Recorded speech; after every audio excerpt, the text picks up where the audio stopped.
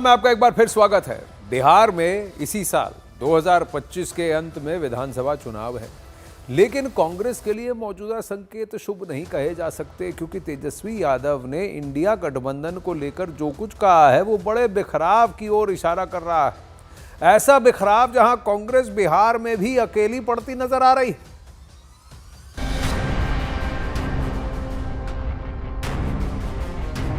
राजनीति में वक्त के साथ हित बदलते हैं, हितों के साथ पार्टियां और पार्टियों के मन बदलने के साथ गठबंधन की शक्ल। बिहार के पूर्व डिप्टी सीएम और आरजेडी नेता तेजस्वी यादव के बयान को समझने की कोशिश कीजिए, जो बिहार चुनाव की तैयारियों में लगे हैं और कांग्रेस को एक मैसेज देना चाहते हैं। टूटा हुआ नजर आ रहा है कांग्रेस दिल्ली चुनाव में तो पहले से ही तय था। इंडिया अलायंस जो है वो लोकसभा के लिए, और बिहार में जहाँ तक बात की जाए हम लोग तो शुरू से साथ थे। यहाँ पर दिल्ली जा रहे हैं आपका प्रचार करने के लिए।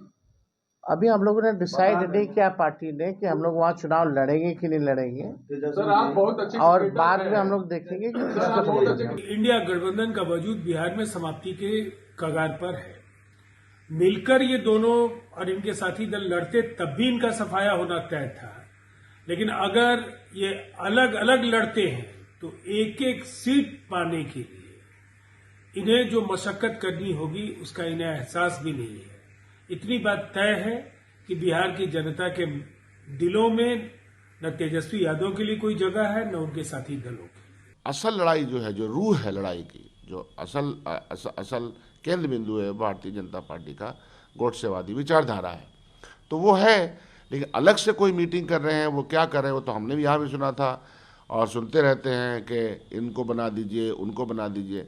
ये सबसे कुछ होने वाला नहीं। लोकसभा चुनावों तक इंडिया गठबंधन के रूप में सब साथ थे, लेकिन कांग्रेस के प्रदर्शन ने सियासी हितों को विचलित कर दिया। विधानसभा चुनावों के नतीजे भी तेजस्वी को याद है। 2020 में कांग्रेस को 70 सीटें दी गई थी, जिसमें से सिर्फ 19 पर कांग्रेस जीती थी। आरजेडी के पास 144 सीटें थी, जिनमें से पार्टी 75 सीटों पर जीती थी। नतीजा ये हुआ था कि एनडीए के पास 125 सीटें थी, महागठबंधन के पास 110 सीटें थी। माना गया कि कांग्रेस के लचर प्रदर्शन ने ही महागठबंधन को सत्ता से दूर कर दिया। 70 नहीं, हम तो कह रहे हैं कि हम 243 सीटों पर लड़ रहे हैं। 243 सीटों पर सभी पार्टियों को तैयारी करनी चाहिए।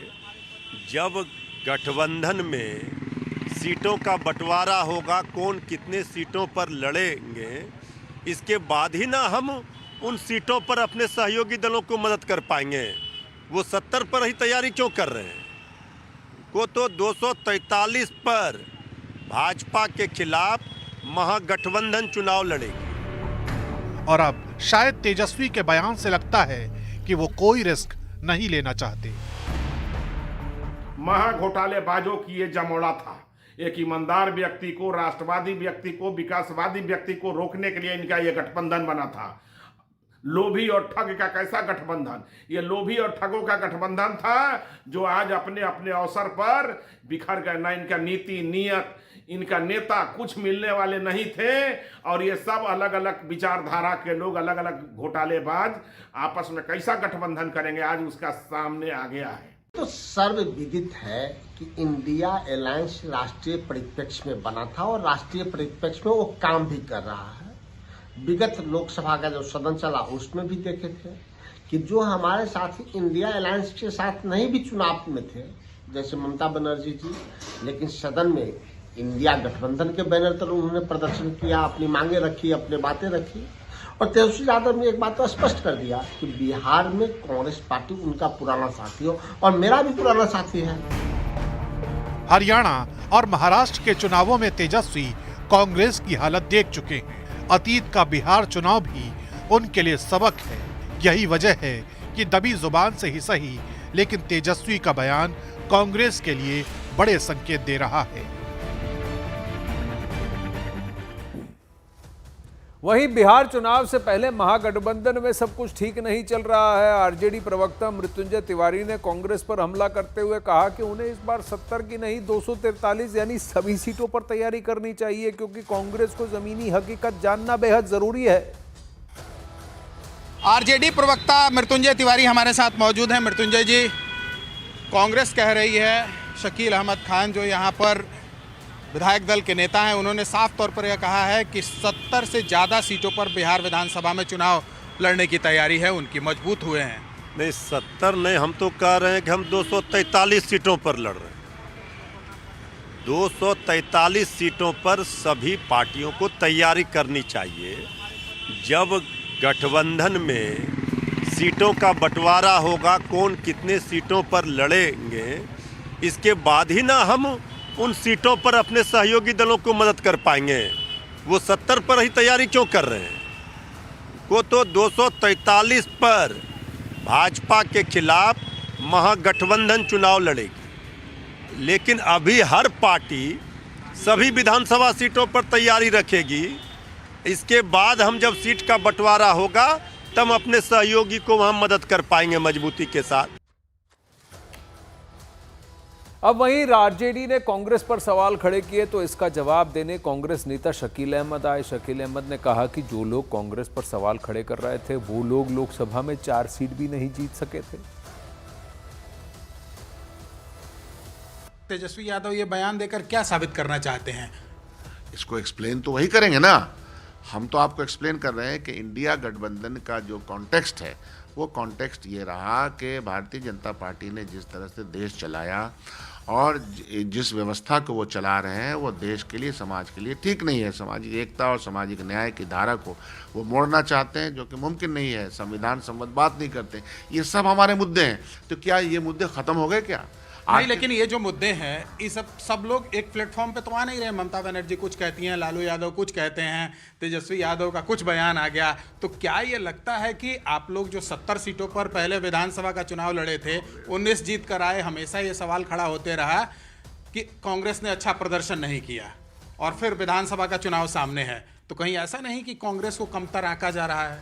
देखिए, कांग्रेस पार्टी बहुत बड़े दिल की पार्टी, समंदर पार्टी है ना। 128 साल की हमारी उम्र है और इस उम्र में हम अंग्रेज़ों से लड़े हैं, देश की तरक्की में शामिल रहे हैं, तो इन सब चीज़ों से कोई फ़र्क ही नहीं पड़ता है।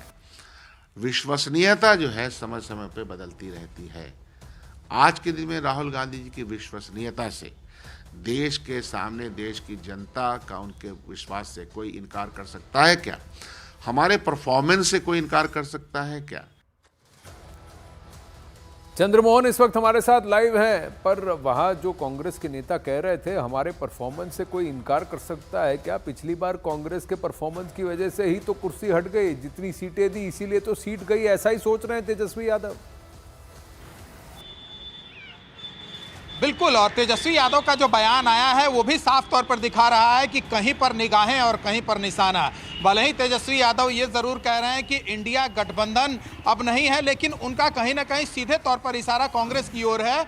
आपने देखा होगा 2019 में जब बिहार विधानसभा का चुनाव हुआ था, उस समय 70 सीटें दी गई थी कांग्रेस को, लेकिन उनका परफॉर्मेंस ठीक नहीं रहा। 19 सीटें जीतकर वो लोग पहुंचे, उनके विधायक, और उसके बाद से ही लगातार यह कांग्रेस की तरफ से भी कहा जाते रहा और साथ ही जो आरजेडी के बड़े नेता हैं वो भी ये कहते रहे कि कांग्रेस का परफॉर्मेंस ठीक नहीं रहा, और यही वजह है कि तेजस्वी यादव सत्ता तक नहीं पहुंच पाए। और अब एक बार फिर से 2025 चल रहा है और कुछ ही महीने बाद बिहार में विधानसभा का चुनाव होना है। जाहिर सी बात है, तेजस्वी यादव को यह पता है कि जो दो धड़ा यानी यादव और मुस्लिम वोटरों की बात करें तो वो उनके साथ, वो उनका हक मानते हैं अपना, या फिर उस पर अपना कब्जा मानते हैं। और यही वजह है कि तेजस्वी यादव यह चाहते हैं कि इस बार जो है वो 70 सीटें ना दी जाए बल्कि कुछ कम दी जाए, जबकि कांग्रेस यह मानने के लिए तैयार नहीं है। और यही वजह है कि तेजस्वी यादव का बयान यह साफ तौर पर दिखा रहा है कि कांग्रेस को कहीं ना कहीं परफॉर्मेंस के आधार पर ही सही उनको नीचा दिखाने की कोशिश की गई है, ताकि अगर सीटों का बंटवारा हो तो वो दबाव न बना सके। और उसके बाद पर क्या आरजेडी के खेलने में ये बात काफी ज्यादा है? कई सारे नेता ये सोचते हैं कि इस बार चुनाव राजद को अकेले लड़ना चाहिए। कहीं ना कहीं तेजस्वी और लालू यादव में भी ओपिनियन में डिफरेंस दिख रहा है। देखिए, आपने साफ तौर पर यह देखा होगा कि आज से कुछ ही महीना पहले लालू यादव का एक बयान आया था जिसमें उन्होंने कहा था कि महागठबंधन को लीड करने के लिए ममता बनर्जी को आगे कर देना चाहिए। साफ तौर पर उन्होंने कांग्रेस को नीचे दिखाने की कोशिश की थी और तेजस्वी यादव का यह बयान आ गया तो ये कहीं ना कहीं यह दिखाने की जरूर कोशिश की जा रही है कि कांग्रेस अभी नीचे है। हालांकि आरजेडी का एक ऐसा भी धड़ा है जो साफ तौर पर यह कहता भी है, बाहर आकर तो लोग नहीं कहते हैं लेकिन दबी जुबान से जरूर कहते हैं कि आरजेडी अगर अपने बदौलत अगर चुनाव में जाए तो हो सकता है कि जो कांग्रेस को सीटें दी जाती है गठबंधन में उससे ज्यादा सीटें जीत कर आए। तो कहीं ना कहीं ये जरूर आरजेडी चाहती है, लेकिन नीतीश कुमार को साथ लेने को लेकर जरूर लालू यादव और तेजस्वी यादव में डिफरेंस सामने आया, लेकिन अभी जो जिस तरह की बयान आरजेडी की ओर से आ रहे हैं यह साफ तौर पर दिखा रहा है कि कांग्रेस को बिहार में नीचे दिखाने की कोशिश की जा रही है और जो 70 सीटें पिछली बार दी गई थी शायद वो सीटें इस बार कांग्रेस को नहीं मिलने वाला है। देखिए, पिछली बार चुनाव के बाद कई खेमों में ये बात हुई थी कि कांग्रेस को 40 से ज़्यादा सीटें नहीं दी जानी चाहिए थी, वो 30 सीटें बहुत ज़्यादा महंगी पड़ गई और कहीं ना कहीं चुनाव का जो दूसरा चरण था वहीं पर राजद पीछे हटती हुई दिखी थी और नतीजों ने भी उसी तरफ इशारा किया था। चलिए देखते हैं इस बार क्या होता है। चंद्रमोहन, धन्यवाद।